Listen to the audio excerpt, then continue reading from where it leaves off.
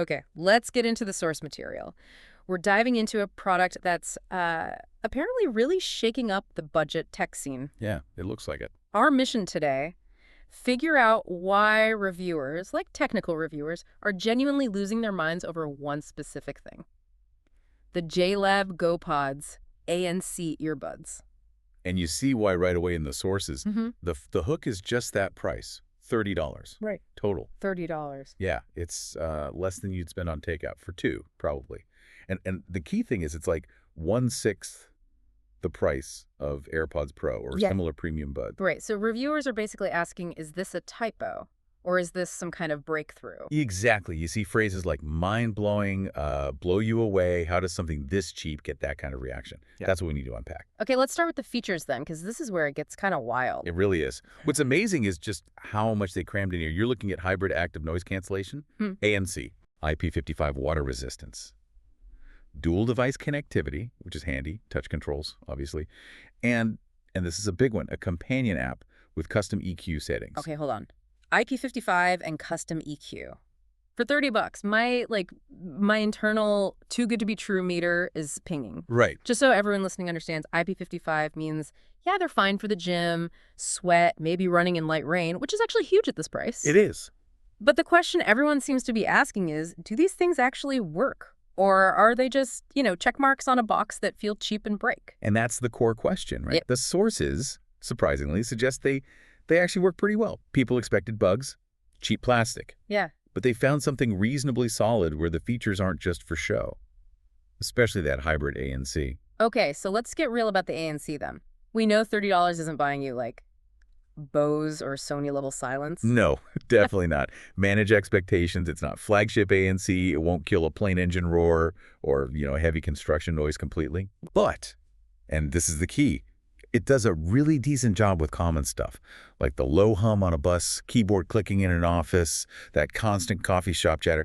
It takes the edge off. So it makes noisy environments less annoying, basically. Exactly. It elevates things from maddening to just background noise, which honestly for $30 is a massive step up. Plus they added that Be Aware mode, which is genuinely useful. Ah, the transparency mode. Yeah. Yeah, handy for quick chats or hearing announcements. Yeah. Okay, so usable ANC for most daily situations. What about staying power? Battery life. Battery is surprisingly decent. You get about 7.5 hours from the buds themselves with the ANC turned off. Okay. Drops to around 5 hours if you have ANC switched on, which is pretty standard. In the case? The case adds more, bringing the total to about 26 hours. But the really nice touch, fast charging, 10 minutes plugged in, gives you about an hour of playback. Oh, nice. So if you forget to charge, a quick top-up helps. Yeah. That makes them pretty usable all day then. Yeah, definitely viable. But none of that matters if they sound like, $30 earbuds from 5 years ago. How's the actual audio quality? This is where they seem to really impress people. The sources talk about clear highs, solid mids, and the soundstage, surprisingly wide for earbuds this cheap. But the real kicker, again, is that app with the adjustable EQ. Yeah. Being able to tweak the sound profile on budget buds, that's not common. Right, so you can boost the bass for workouts or focus on voices for podcasts. Exactly. That customization is, it's a legitimately premium feature filtering down.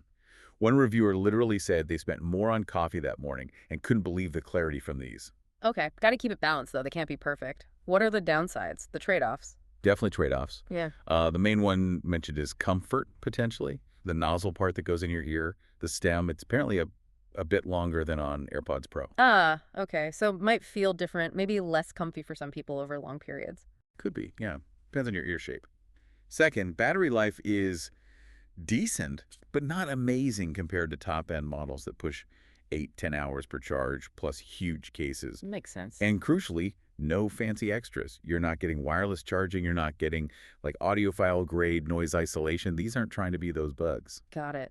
So let's sort of wrap this up for you listening. The core value seems to be what? Getting maybe 90% of that high-end earbud experience? Just something like that. But for 15% of the price, they sound like perfect backup pairs or ones you take to the gym or maybe travel buds you won't cry over if you lose them. Precisely. And that leads to, I think, a really interesting final thought about the market itself. Go on. If JLab can deliver this much decent ANC, custom EQ, IP55 for just $30, Well, what does that say about the profit margins on those $200 and $250 earbuds? Yeah, good point.